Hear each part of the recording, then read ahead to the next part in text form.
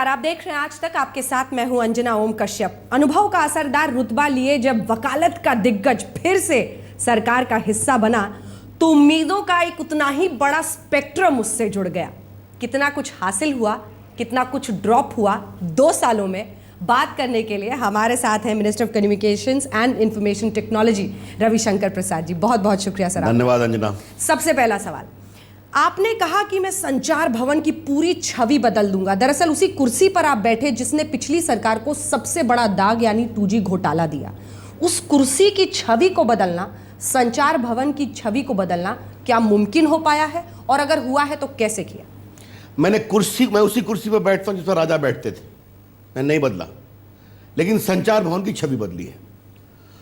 अंजना, आज संचार भवन में बिचौलियों का आना बंद है, और जहां 2G घोटाला होता था वहीं पर 1,10,000 करोड़ का आज तक का हाईएस्ट स्पेक्ट्रम की नीलामी हुई है ईमानदारी से। और मुझे ये कहते हुए बहुत गर्व हो रहा है कि हमारे लोकप्रिय प्रधानमंत्री नरेंद्र मोदी की अगुवाई में भारत सरकार में भ्रष्टाचार बंद है। फाइल क्लियर करने के लिए, पॉलिसी के लिए, क्या कोयला, क्या स्पेक्ट्रम, क्या पेट्रोलियम। लेकिन संचार भवन में मेरे बिंदु बहुत साफ है। जो काम होना है वो होगा, आप कुछ भी कहिए। जो काम नहीं होना है वो नहीं होगा। लेकिन उस ब्यूरोक्रेसी ने वो सब कुछ बहुत करीब से देखा था। उसको पता है कि अब मेरे दस्तखत कहीं ऐसा ना हो 2 साल बाद कोई फाइल कहीं पर खुले और मैं उसमें लपेटे। एक बार उनको मालूम होता है कि मंत्री ईमानदार है और सरकार ईमानदारी से काम करती है और सरकार का उद्देश्य है विकास, तो वो सामने आते हैं। अंजना जी, मुझे आपके दर्शकों को बताते हुए खुशी हो रही है कि टेलीकॉम विभाग में पिछले 2 साल में 27,000 करोड़ रुपए का FDI आया है, हाईएस्ट। फोन संख्या जो पहले 11 करोड़ 80 लाख कम हो गई थी 12-14 में, अब लगभग 12 करोड़ ऊपर बढ़ गई है। और मोबाइल 101 करोड़ हो गया है, आधार 102 करोड़ है, और आपका इंटरनेट 40 करोड़ है। तो ये सब हम कर पाए, तो ये आप ईमानदारी से काम करिए तो ग्रोथ होता है। 2 बड़े काम, चूंकि आपने अभी गिनाया कि ये FDI कितना आप लाए, मोबाइल्स का इजाफा कितना हुआ है, 2 बड़े काम अगर मैं आपसे पूछूं, क्योंकि 2 का दम है, ये 2 बरस बीते हैं, 2 बड़े काम, तो रविशंकर प्रसाद जी क्या बोलेंगे? 1, 2। एक, हाँ। संचार भवन से भ्रष्टाचार खत्म। सर, सामने नहीं आया कोई मामला तो खत्म। आप मामला खोजिए ना, मुझे खुशी होगी, पहली बात। लेकिन आपने तो 2 पूछा, तो देखिए हमने एक पुस्तिका निकाली है, और देखिए मैं 2 चीजें दिखाना चाहूंगा। सिर्फ एक बात जरूर कि देखिए किस तरह से देश में फोन आगे बढ़ा 2 साल। ये दिखाइए। -1.83 करोड़ था, अब बढ़कर 11 करोड़ 93 लाख हो गया। ये UPA सरकार के वक्त था जी, वो डाउन था, घटा था। और सबसे बड़ी बात जो मैं आपको कहना चाहूंगा कि ये जो आप देखिए BSNL की बात मैं कहूंगा। हाँ, BSNL पे मैं आना चाह रही थी। ठीक है, लेकिन आपको बताया अटल जी की सरकार 2004 में गई तो BSNL 10,000 करोड़ के प्रॉफिट में था, और मनमोहन सिंह की सरकार 2014 में गई तो BSNL 8,000 करोड़ के घाटे में था। 1 साल 8 महीने में वो 672 करोड़ के ऑपरेटिंग प्रॉफिट में आ गया। और मैं आपके दर्शकों को ये दिखाना चाहूंगा कि 8 लाख कस्टमर आते थे अप्रैल में, जून में पिछले साल, अब 23 लाख आ रहे हैं। और यही, और आपको बताऊं अभी जो आंकड़े आएंगे तो उनका ऑपरेटिंग प्रॉफिट हजारों करोड़ आगे जाएगा। और ये BSNL जब बाढ़ आती है तमिलनाडु में और बाकी जगह पर तो फ्री सर्विस देते हैं। कश्मीर में, नेपाल में भूकंप आता है तो डोमेस्टिक इंटरनेशनल कॉल को लोकल करते हैं। ये मैं कैसे कर पाया, ये सवाल आप पूछिए। हाँ, ये मैं पूछना चाह रही थी कि BSNL को, क्योंकि आम लोग अब ऐसी हालत में है कि घर में बैठ के सोफे पे PSU उसको कोसते हैं कि इनका तो कुछ हो ही नहीं सकता। ये कैसे किया हमने? सख्ती से बात किया, तुम्हें करना है, ईमानदारी से करना है, मैं तुम्हारे पीछे खड़ा रहूंगा।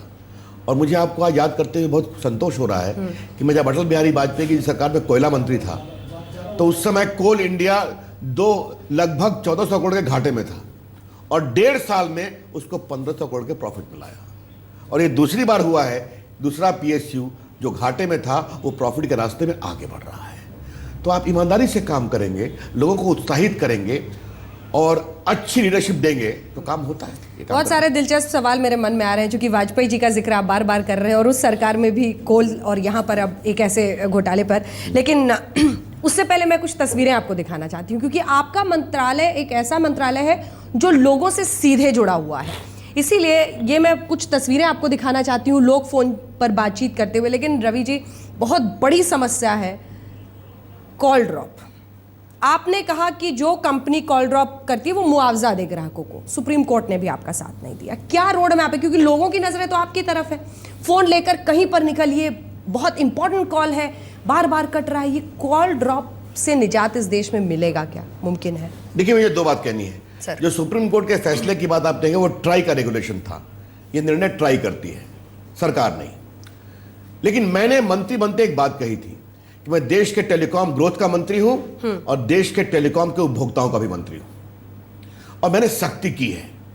आपको मैं आज की बात बताऊं, अभी तक उन्होंने लगभग 97-98 हजार नए साइट देश में लगाए हैं प्राइवेट ऑपरेटर्स ने। दिल्ली में 5,000 लगाए हैं और बीएसएनएल ने लगभग 24,000 लगाए हैं। आने वाले एक साल में वो 21,000 और लगाने वाले हैं। बीएसएनएल लगभग 2,000 वाईफाई स्पॉट्स लगाए हैं, आपको मालूम है, ताजमहल में, काशी में, घाट पर, और देश में 40,000 लगाने वाले हैं। लेकिन एक बात मैं कहूंगा, मैं उन पर तो सख्ती करूंगा, लेकिन मैं आज तक के माध्यम से देश के लोगों से एक अपील करना चाहता हूं।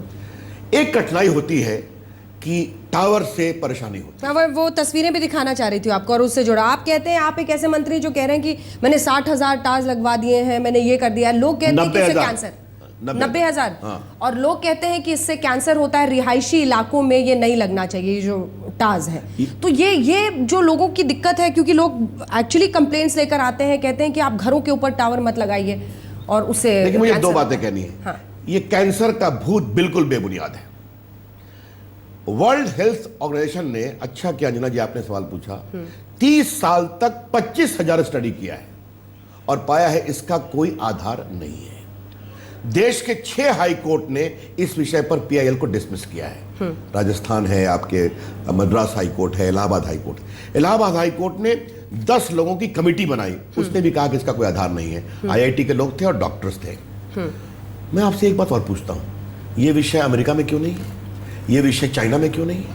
यह विषय पाकिस्तान, बांग्लादेश, नेपाल में क्यों नहीं है? यह विषय यूरोप में क्यों नहीं है? हिंदुस्तान में ही क्यों है?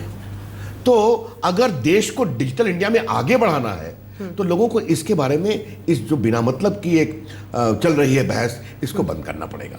मैं बहुत जिम्मेवारी से मैंने संसद में कहा था और यहां कहना चाहता हूं, अगर आप टावर नहीं लगने देंगे तो कॉल ड्रॉप होगा, क्योंकि वायरलेस टेक्नोलॉजी में टावर जरूरी है कनेक्टिविटी के लिए। बहुत सिंपल सी बात है। सरकारी इमारतों पे लगते हैं या नहीं ऐसे टावर्स? जी बिल्कुल, निर्णय हो गए। आप देखिए, संसद के सामने लगवाया हमने वहां पर, और भारत सरकार ने नीतिगत निर्णय किया है कि सारे भारत सरकार की बिल्डिंग और पोस्टल विभाग की बिल्डिंग पर लगेगा। और मैंने सारे मुख्यमंत्रियों को लिखा है कि इसको परमिट करिए। आपको मैं बताऊं, आप हमारे संचार भवन में आइए, जहां मैं उतरता हूं सामने आपको टावर दिखाई पड़ेगा। तो हमने जान करके ये किया है कि अगर मोबाइल की सेवा अच्छी चाहिए तो टावर के प्रति बेबुनियाद आंदोलन बंद होना चाहिए। ठीक है। डिजिटल इंडिया, गांव में बैठे युवा के लिए उसका क्या मतलब है? आप कैसे इस डिजिटल इंडिया को वाकई गांवों तक पहुंचा रहे हैं? एक बात कहूं, देश में स्कॉलरशिप बहुत है।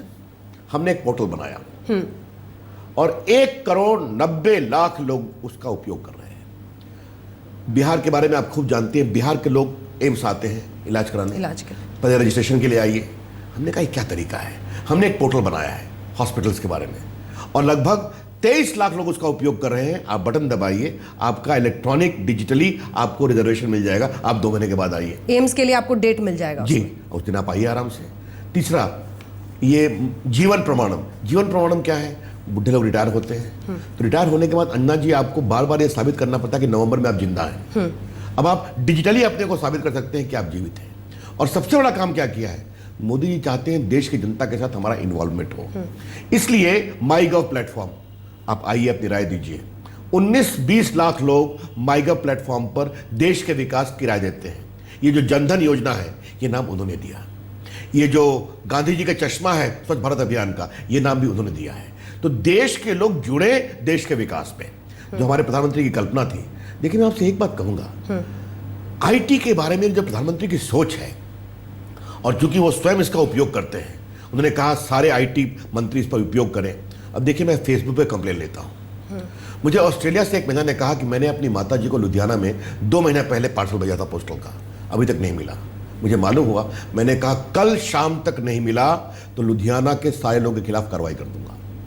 रोज मैं कंप्लेन लेता हूं, बाकी मंत्री लेते हैं। तो सोशल मीडिया, आईटी के माध्यम से जवाबदारी कैसे बढ़ती है, मेरा हमेशा कहना है डिजिटल इंडिया गरीबों के लिए अधिक है, और मेरे लिए सबसे बड़ा दिन होगा जब एक चाय वाला, एक पान वाला, एक बिजली वाला, एक कुम्हार, एक बढ़ई, एक पंचर वाला अपने स्मार्टफोन से अपने लिए भविष्य के लिए नए नए व्यवसाय खोजे। और ये शुरू हो गया है और मैं उसको प्रमोट कर रहा हूं। Digital India more for poor, गरीब के लिए अधिक है। ठीक है, लेकिन वही देश तब भी बदलेगा जब नौकरियां लोगों को लगेंगी जी। 1 करोड़ नौकरियों का आपने वादा किया था मोदी जी ने, और चूंकि इलेक्ट्रॉनिक मैन्युफैक्चरिंग ये सब कुछ आपके पास है, तो कुछ बन रहा है देश में, कुछ ऐसा हो रहा है वाकई जिससे इतनी बड़ी क्रांति हम देखेंगे कि इतनी नौकरियां 5 साल में आप देंगे लोगों को?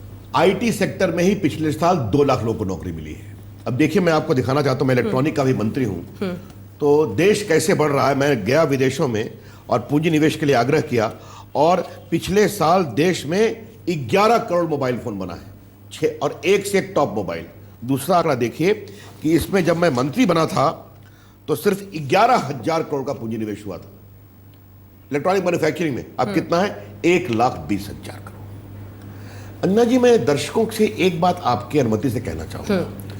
मोदी जी जब बने थे प्रधानमंत्री, उन्होंने कहा रविशंकर डाकिया का ध्यान रखना, वो भारत सरकार का प्रतिनिधि है हर गांव में। मुझे उनका निर्देश मिल गया कि मुझे पोस्टल विभाग को सुधारना है। आज देखिए, मैंने पोस्टल विभाग को ई कॉमर्स में डाला, और ई कॉमर्स में जो उनकी गति बढ़ी है, तो मैं आपको क्या बताऊं कि अपने आप में देखिए, ये देखिए 100 करोड़ से 1300 करोड़। आज पार्सल रेवेन्यू जो -2% था, अब 80% आगे चला गया है।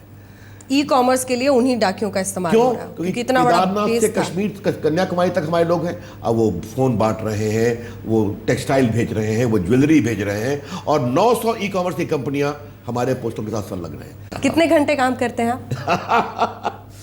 देखिए, रोज 14-15 घंटे तो करता हूं, और हमारे प्रधानमंत्री तो लगता है कोई सीमा ही नहीं है उनकी। इस सरकार में सारे मंत्री खटते हैं अन्ना जी, और एक बात आप जान लीजिए, अगर बस चले तो हम इतवार को भी दफ्तर खोलें। लेकिन एक बात मैं अवश्य कहूंगा, हमारे प्रधानमंत्री जी का जो निर्देश होता है, और देखिए, मैं आज तक पर एक बात कहना चाहता हूं, प्रधानमंत्री जी कभी इंटरफेयर नहीं करते हैं। नहीं, मैं यही पूछना चाह रही थी कि लोग कहते हैं कि सुपर पीएमओ है, वो डिसाइड सब कुछ कहीं और होता है, आप लोग बस उसको कार्यान्वित करते हैं। पहली बात, वो भारत के चुने हुए प्रधानमंत्री हैं, मनोनीत नहीं है। यहां कोई 10 नंबर जनपद नहीं है, तो हमें, और 14 साल का उनका अनुभव हमें दिखाई पड़ता है। लेकिन वो सिर्फ निर्देश देते हैं, वो एक बार मॉनिटरिंग करते हैं, हमें रिजल्ट दीजिए, वो खुश होते हैं, कुछ अपने सुझाव देते हैं तो अच्छा लगता है। अब देखिए, डाकिया एक बात मैंने कही, अब एक बात मैं और कहूंगा, मैंने और कोई सलाह दी हो? हाँ, बिल्कुल, ये कोर बैंकिंग सॉल्यूशन की बात मैंने कही। मैंने क्यों कर रहा हूं? जब मैं मंत्री बना था, उन्होंने कहा, एक सवाल पूछा कि रविशंकर ये बताओ कि अगर कोई बिहार यूपी का आदमी केरल मुंबई में काम करता है, तो क्या अपनी गरीब मां को अपने गांव के पोस्ट ऑफिस में वो इलेक्ट्रॉनिकली पैसा ट्रांसफर कर सकता है? उन्होंने कहा, सर अभी तो लगता नहीं। कहा, ये मुझे चाहिए। मैं संकेत समझ गया कि उनकी सोच क्या है। गरीबों के लिए ये सारे सरकारी महकमे आने चाहिए उपयोग में। अब आप देखिए, ये जो पूरा हम जनधन योजना, जैम, ये जैम क्या है? जनधन आधार मोबाइल। अंजना जी, आपको जानकर खुशी होगी कि लगभग 15,000 करोड़ रुपए बचे हैं सिर्फ आपके बिचौलियों के ये गैस की सब्सिडी में, जो हमने उनको आधार से जोड़ दिया, और बाकी में देख लें 21,000 करोड़ रुपए बचे हैं। अभी तक 61,000 करोड़ हम भेज चुके हैं। तो ये जो डिजिटल माध्यम से सीधा पैसा उसके अकाउंट में जा रहा है। कि आपने कहा कि 10 जनपद नहीं है हमारे यहाँ, लेकिन ये देश वही है कि आपको नेहरू जी, इंदिरा गांधी, राजीव गांधी, स्टैम्प पे वही आपको मिलेगा, और आप अगर चाहेंगे कि कुछ तस्वीर को अचानक बदल दें तो बहुत कुछ मुमकिन दिखता नहीं है। अब नहीं, आपने सही कहा। मुझे 5-6 महीने हुए थे मंत्री बने, तो एक हमारे संघ के संसदों ने एक शिकायत की कि दीनदयाल उपाध्याय का टिकट नहीं मिलता है पोस्ट ऑफिस में। तो मेरे को तो छपा है, मैंने बुलाया, कहा सर वो स्मृति का टिकट है, एक ही बार छपता है। कहा रोज में क्या होता है? तो कहा रोज डिफिनिटिव होता है। रोज किसका है? कहा गांधी जी हैं, अम्बेडकर हैं, मदर टेरेसा हैं। हमने कहा और? कहा नेहरू जी हैं। हमने कहा और? कहा इंदिरा गांधी। हमने कहा और? कहा राजीव गांधी हैं। कहा बस परिवार। हमने कहा सब बंद। और डाक सलाहकार समिति ने निर्णय किया, आपको जानकर खुशी होगी, आज गांधी जी भी हैं, नेहरू जी हैं, अंबेडकर हैं, सरदार पटेल हैं, मौलाना आजाद हैं, भगत सिंह हैं, नेताजी सुभाष चंद्र बोस हैं, विवेकानंद हैं, रविन्द्रनाथ टैगोर हैं, शिवाजी हैं, महाराणा प्रताप हैं, दीनदयाल उपाध्याय हैं, श्यामा प्रसाद मुखर्जी हैं, राम मनोहर लोहिया भी हैं। डॉक्टर राजेंद्र प्रसाद है, लाल बहादुर शास्त्री हैं, लोकनायक जयप्रकाश नारायण है, योगा है। आपने वाजपेयी सरकार का बार बार और उस अनुभव का भी जिक्र किया, क्या फर्क है? दोनों सरकार में काम करने वाले मंत्री हैं। देखिए, ये वाजपेयी जी बहुत बड़े नेता थे, एक प्रकार से अभिभावक आप मानती हैं, तो उन्होंने पार्टी को खड़ा किया, बहुत लोकप्रिय थे। मोदी जी भी बहुत लोकप्रिय हैं, जनता ने इतना जिताया है। मोदी जी हार्डवर्क, निर्देश और 14 साल की उनके गवर्नेंस गुजरात के मुख्यमंत्री के रूप में, आपको बताऊं, ऐसा हम लोग जब कैबिनेट में बैठते हैं तो वो खुलकर चर्चा कराते हैं, और ऐसा कोई विषय नहीं है जिस पर मोदी जी का व्यक्तिगत गवर्नेंस का अनुभव नहीं है। कोई उनके किसी बात को अपोज करने की हिम्मत रखता है वहां पर सामने? नहीं, चर्चा अलाउ करते हैं वो। कितनी बार मंत्रियों ने एक बात कही, वो कहते इस पर और विचार करो, और मोदी जी ने एक हमें बात कही है। हाँ। और आज मैं आपके चैनल पर बताना चाहता हूं कि नए विचार एक छोटे आदमी से भी मिले तो उसको लेना चाहिए। कांग्रेस मुक्त भारत आप लोग करने निकले हैं, असम ने क्या कहा है? देखिए, ये तो जनता तय करती है, हम क्या करते हैं। लेकिन बिहार पे मरहम लग गया, जरा जो जख्म दिल्ली और बिहार से मिला था उस पर जरा मरहम लेकिन लगा। बिहार के बारे में मैं एक बात करता हूं, तो हार गया स्वीकारते हैं। अभी जो बिहार में हो रहा है उससे मुझे बहुत पीड़ा होती है। मैं बिहार का हूं। कभी गाड़ी ओवरटेक करने पर किसी को मार दिया जाए इसलिए कोई मिलसी का पुत्र है, कभी पत्रकार का धमकी मिल रही है, मारे जा रहे हैं पत्रकार। ये खौफ का माहौल क्यों आ रहा है? आपने आसाम की बात कही, आसाम की विजय बहुत अंदर से खुशी देती है, क्योंकि मैं आसाम में बहुत काम किया है। पहले हमें कोई पूछता नहीं था, और आज देखिए कि हमें 2/3 बहुमत क्या 3/4 बहुमत मिला है। तो आसाम की जनता को लगा आसाम की अस्मिता और आसाम की गुड गवर्नेंस और भ्रष्टाचार मुक्त। अब कांग्रेस पार्टी तो सिर्फ 6% देश पर राज करती है। अब तो बड़े प्रदेश में खाली कर्नाटक बचा है, बाकी तो हिमाचल, उत्तराखंड है और नॉर्थ पूर्वी है। आज मैं आपसे एक बात कहूं, सोनिया गांधी और राहुल गांधी एक बात समझे कि अब देश परिवारवाद से आगे निकल रहा है। मैं इंटाइटल्ड हूं, मेरा इंटाइटलमेंट है, देश कुछ और देखना चाहता है। राम लल्ला जी के वकील आप ही हैं। आपने उनका पक्ष रखा है हमेशा। सुब्रमण्यम स्वामी जी कहते हैं रोज सुनवाई होनी चाहिए। आपकी सरकार की नीयत क्या है राम मंदिर पर? क्या वाकई उसको लेकर उस तरह की ईमानदारी है जो दिखाई जाती है, या फिर सत्ता में आने के बाद वाकई उस पर सो जाते हैं? देखिए, मैं एक ही बात कहूंगा, मेरा सौभाग्य था कि मुझे प्रभु राम का और हिंदुओं के पक्ष को इलाहाबाद हाईकोर्ट में रखने का अवसर मिला। इलाहाबाद हाईकोर्ट का फैसला है कि जहां रामलला विराजमान है वही वो स्थान हिंदू मानते हैं कि राम का जन्म हुआ। और इलाहाबाद का हाईकोर्ट का यह भी फैसला है कि बाबरी मस्जिद के अस्तित्व को साबित करने में वो पक्ष असफल रहा। मैं मानता हूं कि जितना हमारे पास साक्ष्य है, हाईकोर्ट में भी जीते हैं, सुप्रीम कोर्ट में भी जीतेंगे। ये बात सही है कि उसकी सुनवाई जल्दी होनी चाहिए। अब आप पूछेंगे रास्ता क्या है? रास्ता दो ही हो सकता है, या तो वार्ता से, संवाद से, या कोर्ट के निर्णय से। तो हमारी सरकार दोनों में प्रयास कर रही है। मुझे लगता है कि इसका निराकरण हम जल्दी करें। स्वामी जी कहते हैं रोज सुनवाई होनी चाहिए। ये वो चिंता उनकी सही है। अब सुप्रीम कोर्ट में चूंकि मैं मंत्री हूं, देश का कानून मंत्री भी रहा हूं, इसलिए मैं और कोई टिप्पणी नहीं करूंगा, लेकिन इतना ही कहूंगा कि देश की अपेक्षा है कि इसके बारे में जो कानूनी पक्ष है उसका फैसला जल्दी होना चाहिए। जल्द से जल्द। क्यों जरूरी है? कि संवाद भी जरूरी है, निर्णय भी जरूरी है, क्योंकि निर्णय में कोई जीतता कोई हारता है। ये आपको याद होगा, मैंने अपील की थी जब इलाहाबाद हाईकोर्ट निर्णय आया था कि लोगों को सुप्रीम कोर्ट जाने का अधिकार है, लेकिन इस निर्णय को स्वीकार करें, एक मंदिर बनने दें, तो देश में एक नया भाईचारा होगा। अब वो नहीं हुआ। अब सुप्रीम कोर्ट में मामला है, जल्दी फैसला आए, हमारी भी अपेक्षा है। इतना ही मैं कहूंगा, क्योंकि आपने वकील रविशंकर के सवाल पूछा, इतने अधिक साक्ष्य हैं पक्ष में कि वहां पर रामलला के पक्ष में निश्चित फैसला होगा, ऐसा मुझे लगता है। चलिए ठीक है, एक आखिरी सवाल, क्योंकि उससे किए बिना इस इंटरव्यू को वाइंड अप नहीं किया जा सकता है। मुट्ठी बनने के लिए 5 उंगलियां तो चाहिए, तो 5 बरस बाद ही सही आंक पाते हैं। 5 बरस के बाद कौन सी वो एक चीज है, एक अचीवमेंट है जो आपने अपने लिए सेट किया कि ये गोल मुझे अचीव करना है? जब मैं मंत्री बना था अंजना जी, तो मैंने कहा था कि अटल बिहारी वाजपेयी जी की सरकार नेशनल हाईवे के लिए जानी गई, तो नरेंद्र मोदी जी की सरकार इंफॉर्मेशन हाईवे के लिए जानी जाएगी। और 2019 में हम 2.5 लाख ग्राम पंचायतों को जोड़ रहे हैं ऑप्टिकल फाइबर से। जब मंत्री बना था सिर्फ 358 किलोमीटर हुआ था 3 साल में। अभी 2 साल हुआ है, 1,20,000 किलोमीटर हो गया है। ये हमारी रफ्तार है।